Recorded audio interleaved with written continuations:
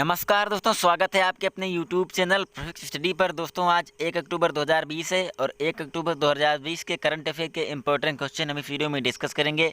आज के इस वीडियो की PDF फाइल आप इस वीडियो के डिस्क्रिप्शन लिंक से डाउनलोड कर सकते हैं।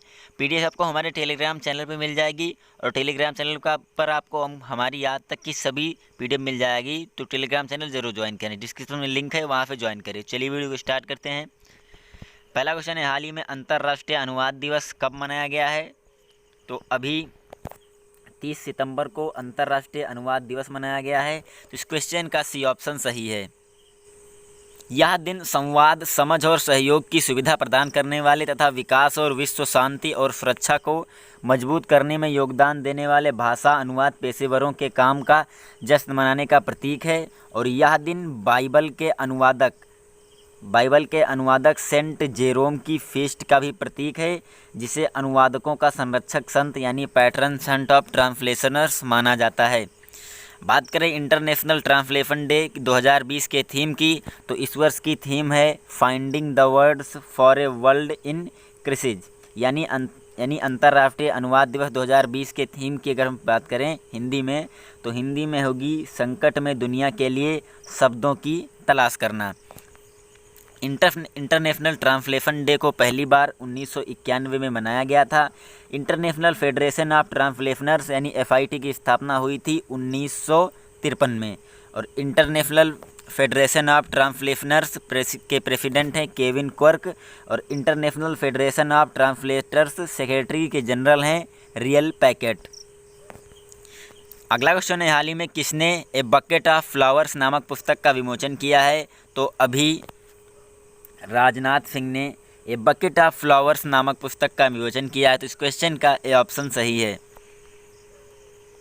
यह पुस्तक डॉक्टर कृष्ण सक्सेना द्वारा लिखी गई है। डॉक्टर कृष्ण सक्सेना 1955 में उत्तर प्रदेश के लखनऊ से PhD करने वाली पहली महिला हैं।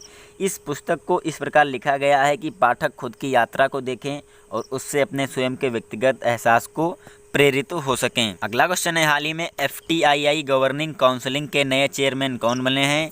तो अभी शेखर कपूर बने हैं FTII गवर्निंग काउंसिल के नए चेयरमैन। तो इस क्वेश्चन का बी ऑप्शन सही है।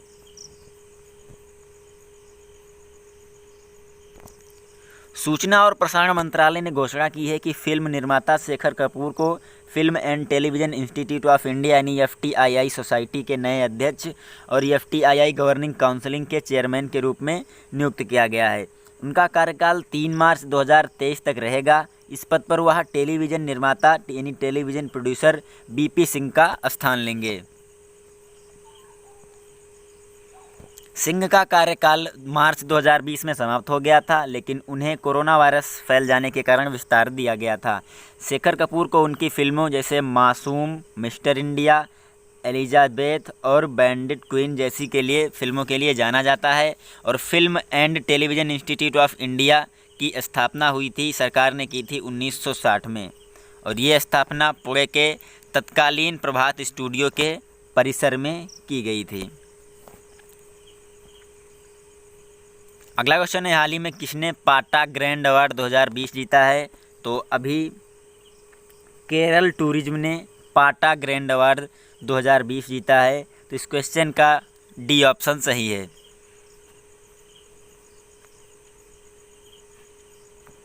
केरल टूरिज्म के human by nature print campaign को मार्केटिंग के लिए प्रतिष्ठित पैसिफिक एशिया ट्रेवल एसोसिएशन यानी पाटा ने ग्रैंड टाइटल विनर 2020 से सम्मानित किया गया है। और बीजिंग में वर्चुअल पाटा ट्रेवल मार्ट 2020 के एक प्रस्तुति समारोह के दौरान पुरस्कारों की घोषणा की गई। पाटा अवार्ड्स को मकाओ सरकार पर्यटक कार्यालय यानी MGTO द्वारा दिया जाता है। और पैसिफिक एशिया ट्रेवल एसोसिएशन यानी पाटा के अध्यक्ष हैं क्रिस बाटलर, और पैसिफिक एशिया ट्रेवलर एसोसिएशन का मुख्यालय स्थित है बैंकॉक, थाईलैंड में।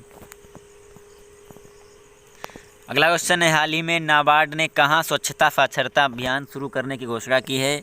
तो अभी नाबार्ड ने कर्नाटक में स्वच्छता साक्षरता अभियान शुरू करने की घोषणा की है। तो इस क्वेश्चन का बी ऑप्शन सही है। National bank for agriculture and rural development NABARD ने कर्नाटक में 1 लाख ग्रामीण आबादी को कवर करने वाले 2000 गांवों में वॉश यानी वाटर सैनिटाइजेशन एंड हाइजीन जल स्वच्छता और स्वच्छता पर साक्षरता को बढ़ावा देने के लिए एक स्वच्छता साक्षरता अभियान SLC शुरू करेगा। इस अभियान का उद्देश्य अच्छी स्वच्छता और स्वच्छता प्रथाओं को अपनाने के महत्वपूर्ण व्यवहार परिवर्तनों को विकसित करने पर ध्यान केंद्रित करना है। यह अभियान 2 अक्टूबर से शुरू होगा और 26 जनवरी 2021 तक जारी रहेगा। बात करें national bank for agricultural and rural development के, तो इसके अध्यक्ष हैं गोविंद राजुलू चिंटाला।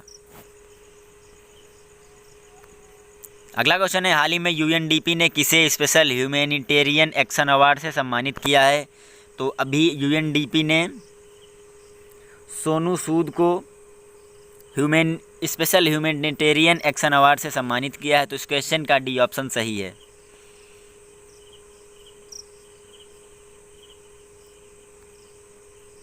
बॉलीवुड अभिनेता सोनू सूद को एक आभासी समारोह यानी वर्चुअल सेरेमनी में 28 सितंबर 2020 को संयुक्त राष्ट्र विकास कार्यक्रम UNDP की ओर से प्रतिष्ठित SDG special humanitarian action award से सम्मानित किया गया।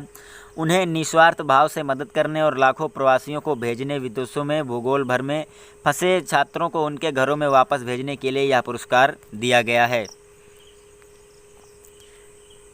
इसके अलावा वह छोटे बच्चों को मुफ्त शिक्षा और चिकित्सा सुविधाएं भी प्रदान कर रहे हैं और कोविड-19 महामारी के मद्देनज़र ज़रूरतमंदों को मुफ्त रोजगार के अवसर दे रहे हैं। इस प्रतिष्ठित सम्मान के साथ सोनू सूद भी एंजेलिना जोली, डेविड बेकहम और Leonardo DiCaprio, Emma Watson, Liam Neeson और केट ब्लैंचेट, एंटोनियो बैंडेसर और निकोल किडमन, प्रियंका चोपड़ा की तरह इसमें शामिल हो गए हैं, जिन्हें संयुक्त राष्ट्र द्वारा अलग अलग इस तरह से सम्मानित किया जा चुका है। अगला क्वेश्चन है, हाल ही में DGS अमूर का निधन हो गया है, वह कौन थे? तो ये भी एक वयोवृद्ध लेखक और आलोचक थे। तो इस क्वेश्चन का C ऑप्शन सही है, उपरोक्त दोनों। ये कन्नड़ और अंग्रेजी भाषाओं में कुशल थे। इन्होंने साहित्य अकादमी पुरस्कार, राज्योत्सव पुरस्कार और भारतीय भाषा पुरस्कार सहित कई पुरस्कार जीते थे। अगला क्वेश्चन है, हाल ही में किसने मौसिक माइक्रो प्रोसेसर विकसित किया है?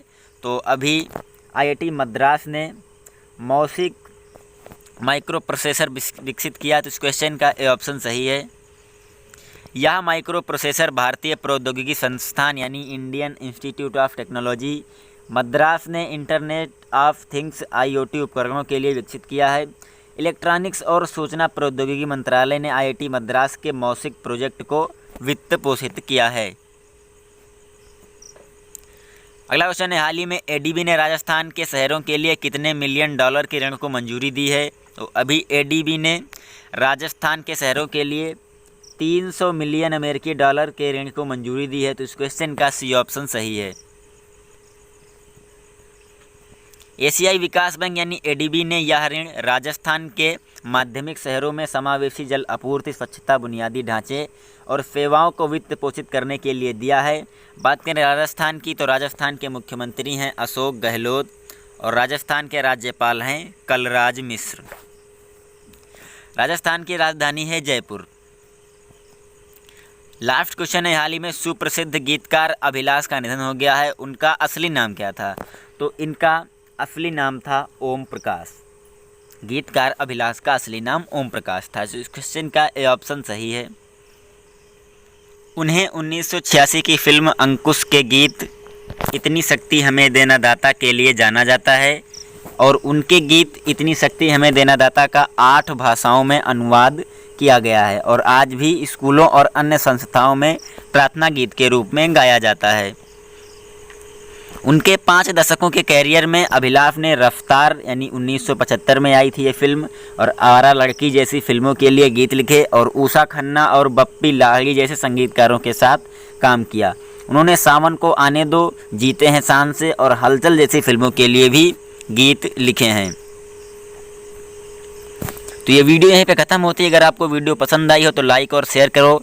चैनल पर अगर नए हैं तो सब्सक्राइब कर लीजिए और बगल में बेल आइकन को ज़रूर दबाएं ताकि हमारी आने वाली वीडियो की नोटिफिकेशन आपको ज़रूर मिले। Thanks for watching.